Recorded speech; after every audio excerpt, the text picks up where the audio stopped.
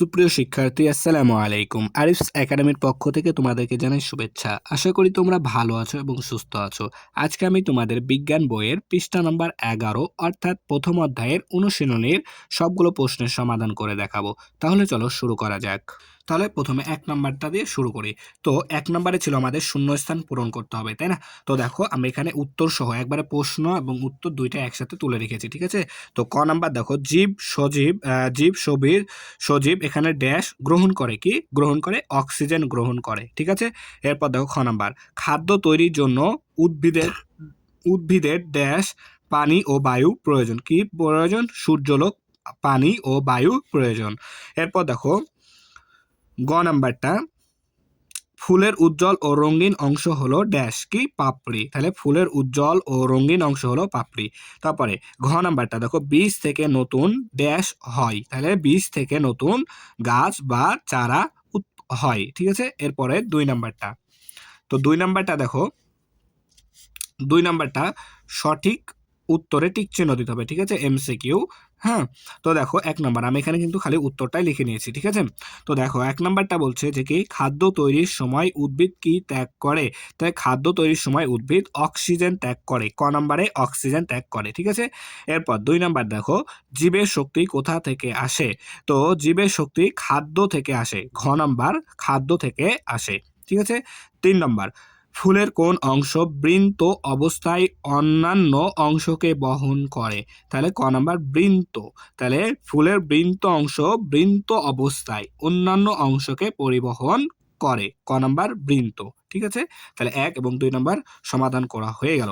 এরপর দেখো 3 নাম্বারটা, তো 3 নাম্বারটা দেখো, শুদ্ধ অশুদ্ধ নির্ণয় করতে হবে। যদি শুদ্ধ হয় তাহলে সু লিখতে হবে, আর অশুদ্ধ হলে অশুদ্ধ লিখতে হবে, ঠিক আছে? তো দেখো ক নাম্বার, উদ্ভিদ নিজের খাদ্য নিজেই তৈরি করে। হ্যাঁ, অবশ্যই এটা শুদ্ধ। তাহলে উদ্ভিদ নিজের খাদ্য নিজেই তৈরি করতে পারে, ঠিক আছে? শুদ্ধ। খ নাম্বার, গাছের পাতায় পরাগরেণু উৎপন্ন হয়। অশুদ্ধ। তারপরে গ নাম্বার, শ্বাস গ্রহণের সময় উদ্ভিদ অক্সিজেন গ্রহণ করে। শুদ্ধ। তাহলে শ্বাস গ্রহণের সময় উদ্ভিদ অক্সিজেন গ্রহণ করে, এটা কি শুদ্ধ, ঠিক আছে? এরপর দেখো 4 নাম্বারটা, 4 নাম্বার বলছে সংক্ষিপ্ত উত্তরের প্রশ্ন উত্তর, ঠিক আছে? সংক্ষিপ্ত। তো দেখো 4 নাম্বার বলছে উদ্ভিদের কোন অংশে বীজ থাকে? তাহলে উত্তর হচ্ছে উদ্ভিদের ফলে বীজ থাকে, ঠিক আছে? তাহলে উদ্ভিদের কোন অংশে বীজ থাকে? উদ্ভিদের ফলে বীজ থাকে, ঠিক আছে? এরপর দেখো খ নাম্বার, বীজ থেকে চারা গাছ জন্মাতে কি কি প্রয়োজন হয়? ঠিক আছে? তাহলে বীজ থেকে চারা গাছ উৎপন্ন বা জন্মাতে প্রয়োজন হয় পানি, বায়ু, মাটি ও উপযুক্ত তাপমাত্রা। তাহলে দেখো আরো একবার বলছি, ঠিক আছে?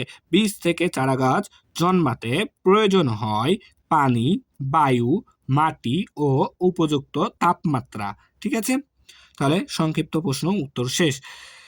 এর ফাঁকে আমি আরেকটি কথা তোমাদেরকে বলে রাখি ভাইয়া, দেখো এখানে যতগুলোই প্রশ্ন আছে, তুমি যদি খুব মনোযোগ সহকারে তোমার যে মেন বইটা আছে প্রত্যেকটা পৃষ্ঠা লাইন বাই লাইন যদি তুমি রিডিং পড়ো খুব মনোযোগ সহকারে, তাহলে কিন্তু তুমি এগুলা প্রশ্নের সমাধান এমনি এমনি তুমি দিতে পারবা, ঠিক আছে? তো এই সমাধান এইগুলো প্রশ্নের উত্তর করার আগে তোমাকে সর্বপ্রথম কাজ হলো কি, যে তোমার যে মেন বইটা আছে সেই মেন বইটা তোমাকে আগে রিডিং পড়তে হবে, ঠিক আছে?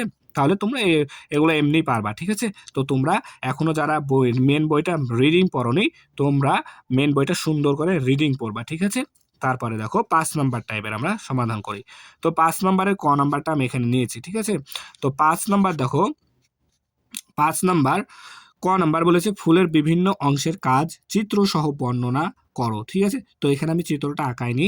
তো তোমাদেরকে ফুলের বিভিন্ন অংশের কাজ চিত্র সহ, অর্থাৎ ফুলটা আঁকাতে হবে, আঁকায় চিত্রটা চিহ্নিত করতে হবে যে এটা কি, এটার নাম কি, সবগুলো চিহ্নিত করতে হবে, ঠিক আছে? এরপরে কাজগুলো বর্ণনা করতে হবে। তো দেখো আমি এখানে চিত্রটা আঁকাইনি, খালি কাজ বিভিন্ন অংশের কাজটা এখানে আমি লিখে দিয়েছি, ঠিক আছে? তো দেখো ক নাম্বার বলছে ফুলের বিভিন্ন অংশের কাজ, ঠিক আছে? তো কাজ হলো বিভিন্ন অংশের বৃন্ত। তাহলে বৃন্ত কি করে? ফুলকে ধরে রাখতে সাহায্য করে, ঠিক আছে? দেখো ফুলকে ধরে রাখে। তাহলে পাপড়ি, পাপড়ি ফুলকে সুন্দর করে, ঠিক আছে? তাহলে পাপড়ি ফুলের সৌন্দর্যকে বৃদ্ধি করে দেয়, অর্থাৎ ফুলকে সুন্দর করে। পুংকেশর পরাগরেণু তৈরি করে। পুংকেশর কি করে? পরাগরেণু তৈরি করে। এরপরে স্ত্রী কেশর বীজ তৈরি করতে সাহায্য করে। তাহলে স্ত্রী কেশর বীজ তৈরি করতে সাহায্য করে, ঠিক আছে? তাহলে 5 এর ক নাম্বারটাই আছে, খ নাম্বারটা করে নি, ঠিক আছে? খ নাম্বারটা একটু অন্যরকম প্রশ্ন, ঠিক আছে? তাহলে আশা করি তোমরা বুঝতে পেরেছো, ঠিক আছে? তাহলে ভিডিওটি ভালো লাগলে অবশ্যই লাইক কমেন্ট শেয়ার করতে ভুলবে না, এবং পরবর্তী ভিডিও সবার আগে পেতে আমাদের চ্যানেলটি সাবস্ক্রাইব করে রাখো। আল্লাহ হাফেজ, আসসালামু আলাইকুম আ রহমতুল্লাহ।